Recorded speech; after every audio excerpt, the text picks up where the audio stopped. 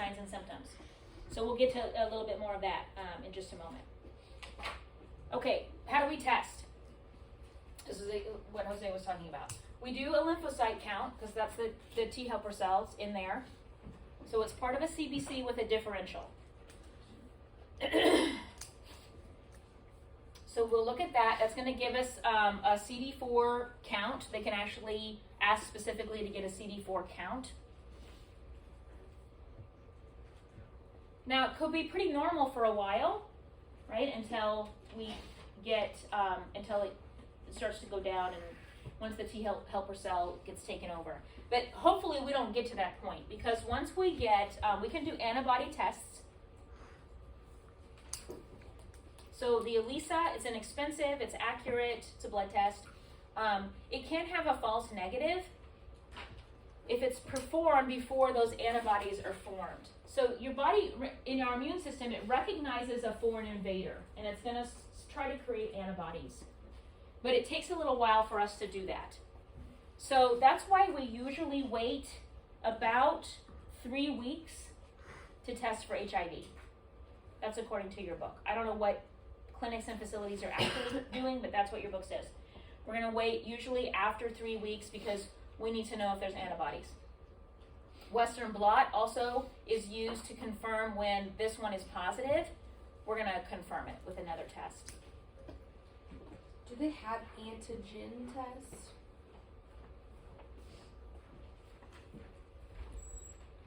I don't know.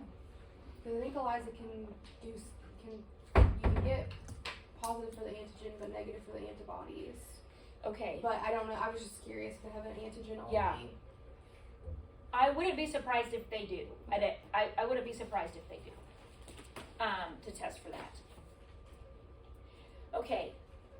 So then, the lymphocyte count will be low, obviously.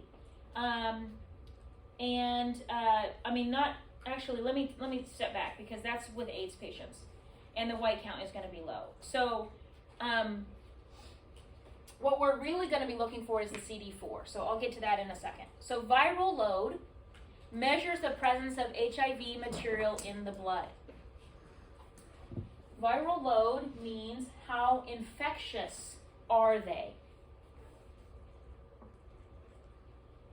So we'll talk about medication treatment in just a moment, but the goal of medication treatment is to decrease their viral load. So if a doctor tells a patient, your viral load is very low or undetectable, right? That's the goal, because then they're at decreased risk for transmitting it to somebody else. If your viral load is 0, right, then you can't transmit it to anybody else. Doesn't mean you don't have HIV still, right, because there's no cure, but we are able to get the viral load almost completely undetectable in the blood now. So there's big campaigns that go on.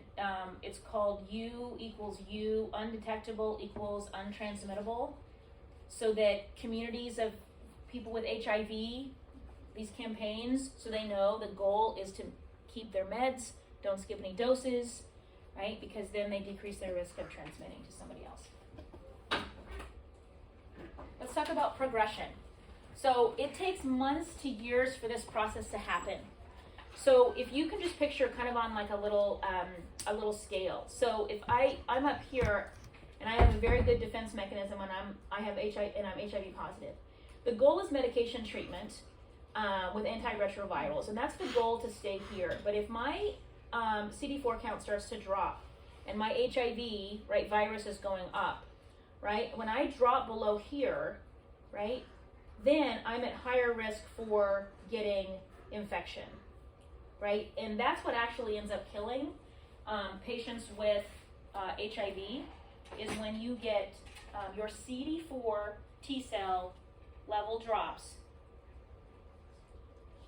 You're at higher risk for multiple types of infections: bacterial infections, fungal infections, and viral infections. Bacterial, fungal, and viral infections.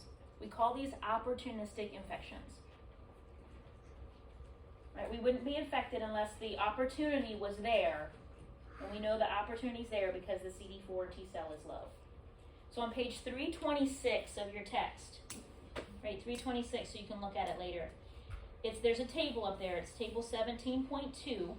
The Centers for Disease Control and Prevention classify AIDS-defining conditions in adults.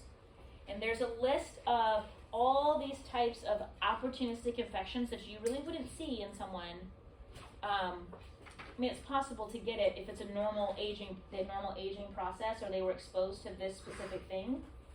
But you'll see all kinds of things in here, and I just want to highlight a few, like candidiasis of the esophagus, right? We have fungus in our bodies, right? So we are prone to candidiasis, right? Like thrush, you've seen that in patients, right?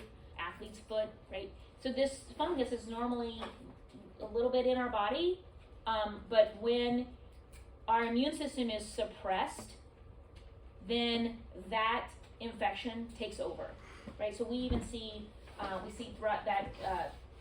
thrush in the mouth, and it can go clear into the esophagus, right? That's just an example. This cytomegalovirus retinitis, CMV, affects the eyes. It's a virus that affects the eyes, so they go blind. The Kaposi sarcoma, that was that skin cancer I talked about on that first slide. So it could be cancers, it could be viral, it could be bacteria.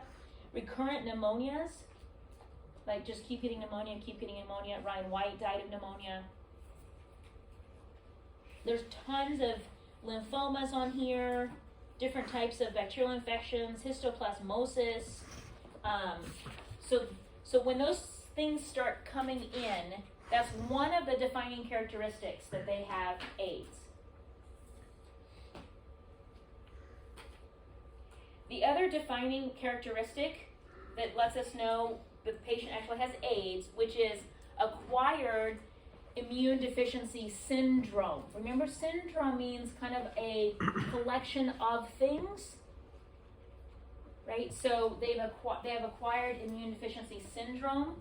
So in addition to an opportunistic infection, they also have a CD4 count less than 200. So their CD4 is less than 200 millimeters cubed. What's it? You don't need to know that. Thank you. Cells per, this is cells per millimeters cubed. So that's how they count it, but it's cells per millimeter cubed. So you'll probably see it written that way. So CD4 count less than 200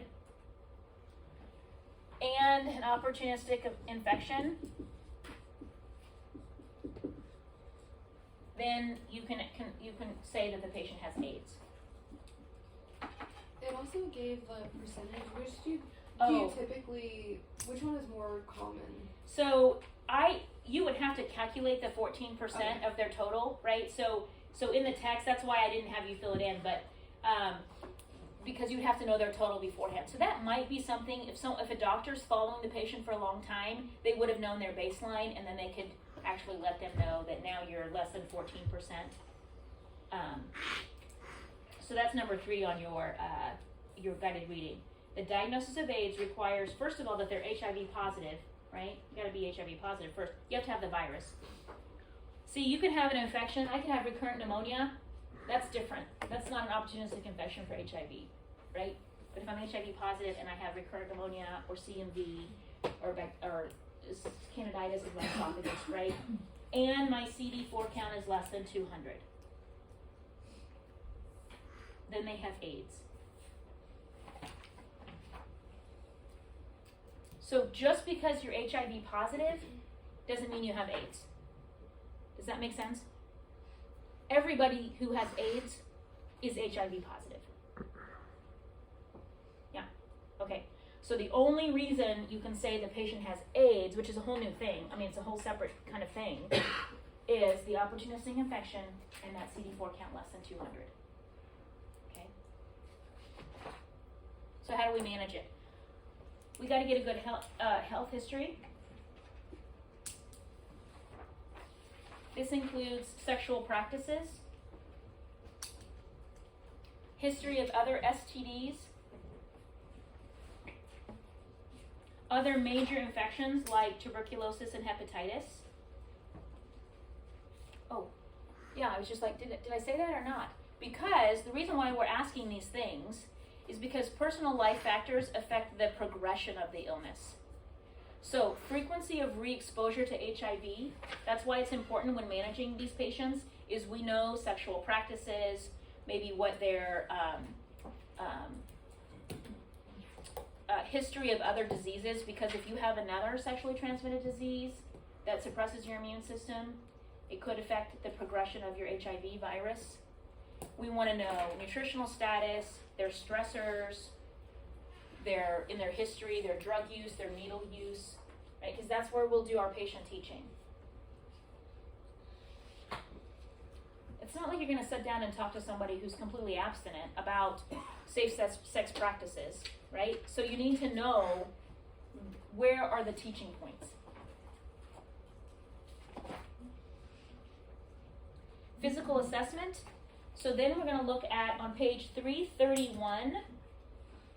On page 331, there's a table called Key Features of AIDS. It goes through every body system, your immune system, your skin, respiratory, GI, nervous system. It lists multiple opportunistic infections again. Just to highlight a few things on here. On the immune system, obviously the CD4 count is low. There's GI side effects, diarrhea, weight loss, nausea, vomiting. Within the central nervous system, sometimes you can get what's called, I think it's HIV encephalopathy. Let me look at the encephalopathy, HIV related. And that's because the virus actually then kind of attacks that central nervous system. You'll see confusion, dementia, memory loss, visual changes.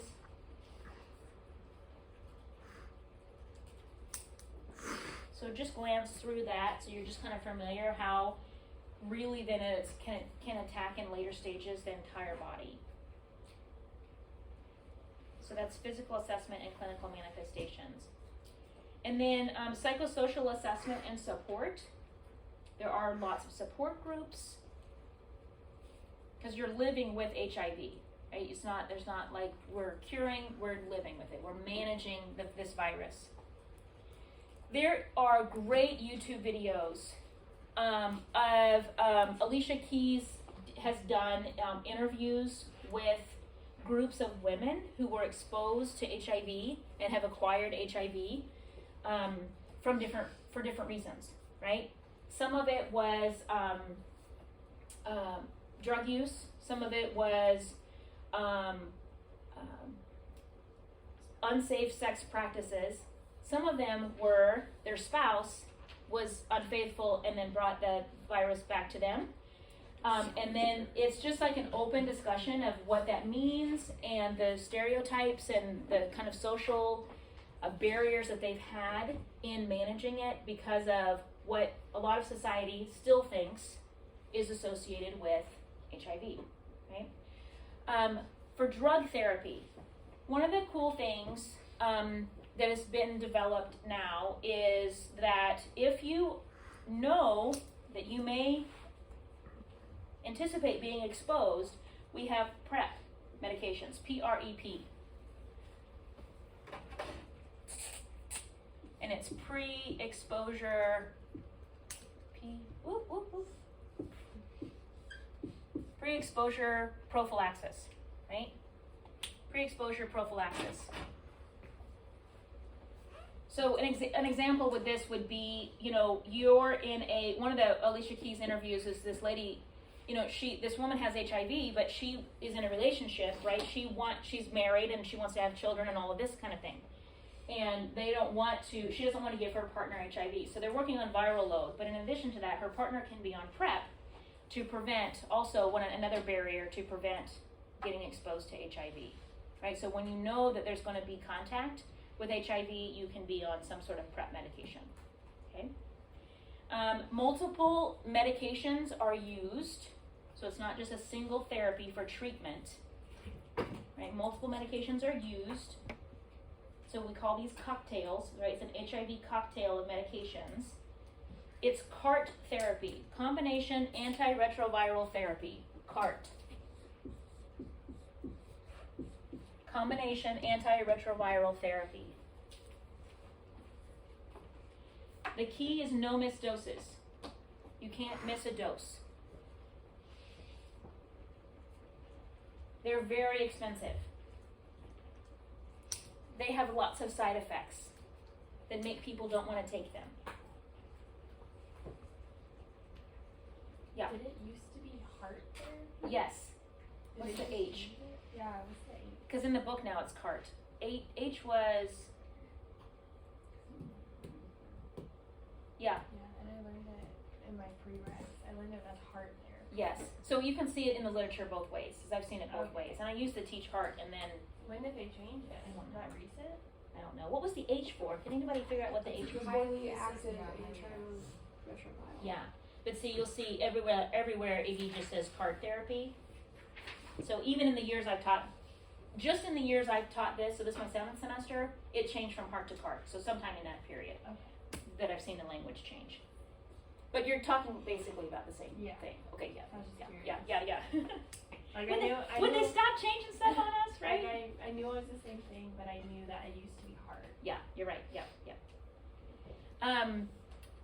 There's a lot of great published research on this type of therapy. So, you know, when you can start it early and you maintain it.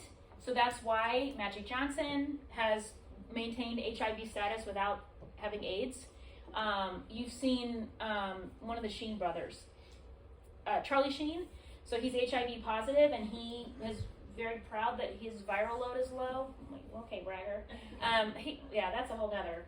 He's a hot mess. Okay. But he was on the Today Show or something, being like, my viral load is undetectable. And I'd be like, brother, you gave HIV to a lot of people probably, so sorry. Ooh, okay.